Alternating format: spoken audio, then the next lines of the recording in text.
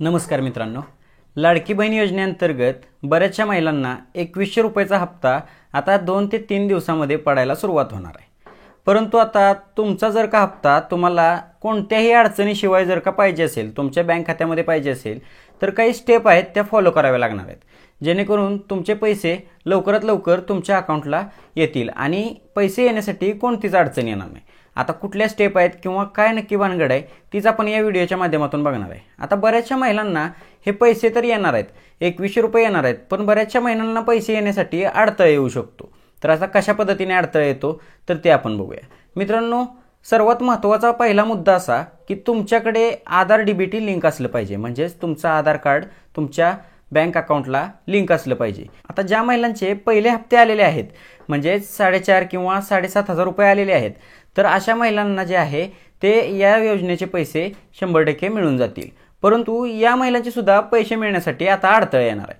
आता काय अडथळा आहे तर मित्रांनो, महत्त्वाचा मुद्दा असा की ज्यावेळेस अर्ज भरलेले होते, म्हणजेच लाडकी बहीण योजनेअंतर्गत ज्यावेळेस लोकांनी अर्ज केलेले होते, तर त्यावेळेस लाडकी बहीण योजनेअंतर्गत बऱ्याचशा त्रुटी होत्या, तर त्या शासनाकडे आता आढळून आलेल्या आहेत। म्हणजेच जन्मतारीख जी आहे, आधार कार्डवरती जन्मतारीख वेगळी आणि जन्मदाखल्यावरती वेगळी, अशा पद्धतीच्या थोड्याशा ज्या मिस्टेक आहेत तर त्या तुम्हाला क्लिअर करून घ्यायच्या आहेत। आता सगळ्यात पहिल्यांदा तुम्हाला काय करायचं आहे, तुम्ही जे डॉक्युमेंट अपलोड केलेले होते, तुम्ही नारी शक्ती दूत ॲपमधून फॉर्म भरलेला असो किंवा वेबसाईटवरून भरलेला असो, तर दोन्हीकडे जे डॉक्युमेंट अपलोड केलेले होते, म्हणजेच आधार कार्ड आणि त्यासोबत जो जन्माचा दाखला किंवा इतर शाळा सोडल्याचा दाखला वगैरे असेल तर तो जोडलेला होता, तर त्याच्यावरची जन्मतारीख तुम्हाला पाहिजे।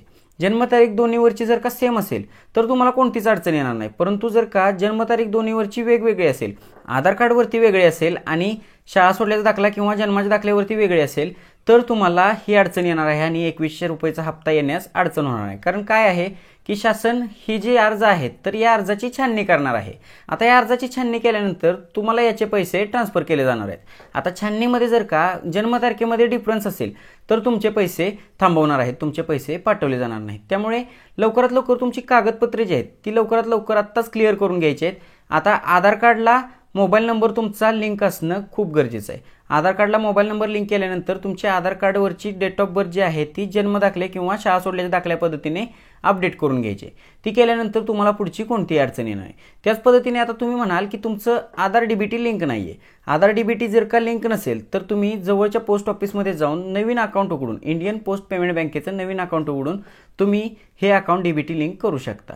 आता मित्रांनो, अशा पद्धतीची ही अपडेट होती। तुम्हाला जर का 2100 रुपयेमध्ये कोणतीही अडचण न येता जर का पैसे पाहिजे असतील तर तुम्ही लवकरात लवकर ही सगळी डॉक्युमेंटची पूर्तता करून घ्यायची आहे। मित्रांनो, व्हिडिओ कसा वाटला ते कमेंटमध्ये लगेच सांगा। त्याच पद्धतीने आपल्या चॅनलवर जर का नवीन आला असाल तर चॅनलला लगेच सबस्क्राईब करून ठेवा, कारण अशाच पद्धतीचे नवनवीन व्हिडिओज आम्ही आपल्यापर्यंत सर्वात अगोदर पोहोचवत राहतो। चला मित्रांनो, भेटूया अशाच एका लाडक्या बहिणीच्या नवीन व्हिडिओमध्ये। तोपर्यंत जय हिंद, जय महाराष्ट्र।